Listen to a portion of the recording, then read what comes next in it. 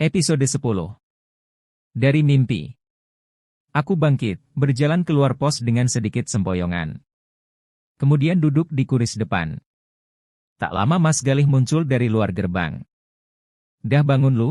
sapanya seraya menghampiriku. "Iya, Mas," balasku pelan. "Napa lu? Muka kusut gitu. Sekarang jam berapa ya, Mas? Keenakan tidur bisa bikin orang jadi pelupa. Kan tinggal lu nengok ke belakang. Tuh jam segede gaban." "Oh, iya." Aku menoleh ke belakang. Sudah pukul 3.30. "Lu kenapa sih, Din? Lemes gitu, kayak kurang semangat hidup." "Tadi pas bangun tidur. Dia datang, Mas." "Dia? Yang suka nelpon dari kamar mayat itu?" Aku mengganggukan kepala dan bangkit.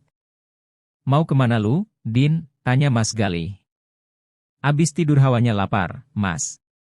Pengen makan mie sama minum kopi," balasku. "Gewe ikut?"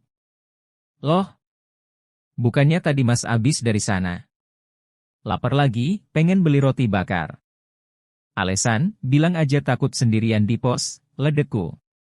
"Dah, yuk," ajaknya. Kami pun berjalan menuju warung seberang. Sambil menunggu pesanan, aku kembali mengingat-ingat mimpi tadi. Sepertinya mimpi itu berisi sebuah petunjuk tentang rumah Ana. Air terjun yang bentuknya unik, berkelok, seperti perosotan. Ana bilang, dia sering datang ke sana bila banyak pikiran. Namun aku tak ingat pesan terakhirnya. Apa ya? Aku berusaha mengingat-ingatnya. Ada kata rumah, pikirku. Terus kelanjutannya apa? Kenapa bisa sampai lupa, gerutuku. "Din? Lu sehat?" tanya Mas Galih. Dari tadi ngelamun terus ngedumel sendiri. "Sehat, Mas," balasku. "Lagi mikirin apa sih?" "Mimpi." "Seriusan?" "Mimpi doang dipikirin." "Astaga. Mimpinya penting, Mas. Di mana-mana mimpi itu cuman bunga tidur. Penting apanya? Kayaknya yang tadi bukan bunga tidur doang, tapi ada pesannya." "Emang mimpi apaan?" "Mimpi ketemu Ana di air terjun." "Ana? Ana siapa?" "Itu yang lagi gentayangan di rumah sakit." "Oh, namanya Ana. Sempet-sempetnya lu mimpiin dia." "Parah lu, Din." "Bukan gitu, Mas. Kayaknya dia mau kasih pesan tentang rumahnya. Cuman saya lupa omongan dia apa. Abisnya tiba-tiba muncul di depan muka gitu, kan kaget," jelasku. "Ya lu inget-inget lah. Minum kopi dulu biar pikirannya fresh." "Ini saya juga masih berusaha, Mas." Aku menyeruput kopi, sambil memikirkan pesan Ana. Rumah. Kuulang-ulang kata tersebut di pikiranku. Tetap tak ingat. Beberapa saat kemudian, mie rebus pesananku sudah tersedia. Bergegasku menyantapnya. "Buru-buru amat lu, Din?" tanya Mas Galih. "Lapar. Kalau pikiran buntu gini, saya harus sholat," balasku seraya menghabiskan mie. "Masa bisa begitu?" "Beneran, Mas. Saya sering lupa naruh kunci motor. Pas sholat, inget di mana. Ada-ada aja lu.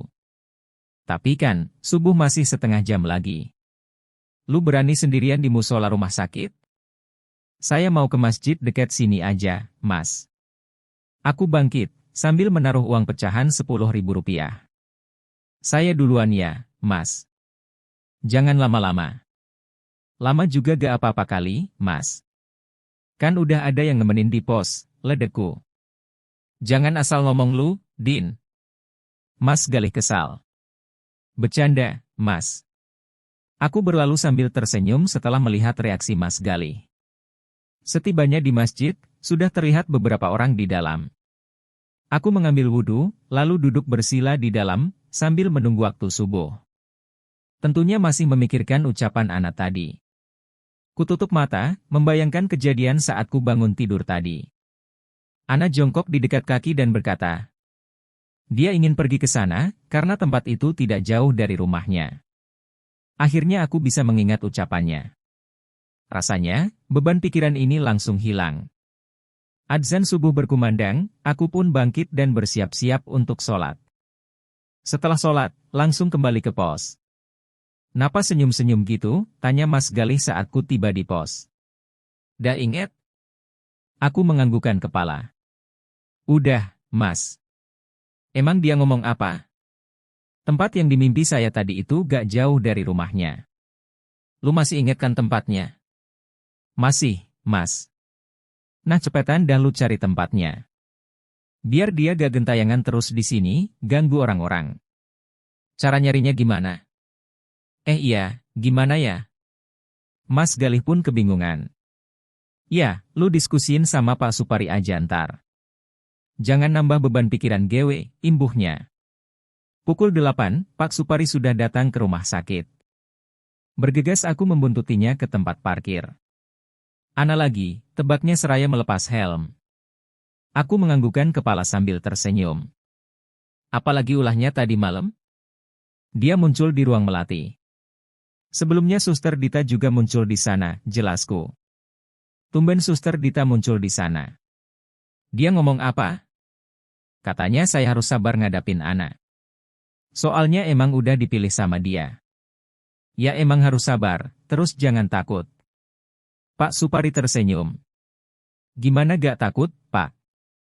Orang pas saya bangun tidur dia tiba-tiba muncul di depan muka," balasku. Aku pun menceritakan mimpi dan ucapan Ana. "Berarti air terjunnya dekat rumah dia," ucap Pak Supari setelah mendengarkan ceritaku. "Iya, Pak. Kalau adik benar-benar ingat detailnya, coba dicari, kira-kira air terjunnya ada di mana." "Caranya gimana, Pak?" "Adik emang gak punya handphone?" Aku menggelengkan kepala. "Serius? Zaman modern begini, masih belum punya handphone?" "Bulan lalu punya, Pak. Sekarang nggak. Soalnya handphonenya saya jual buat kebutuhan sehari-hari sama bayar kos."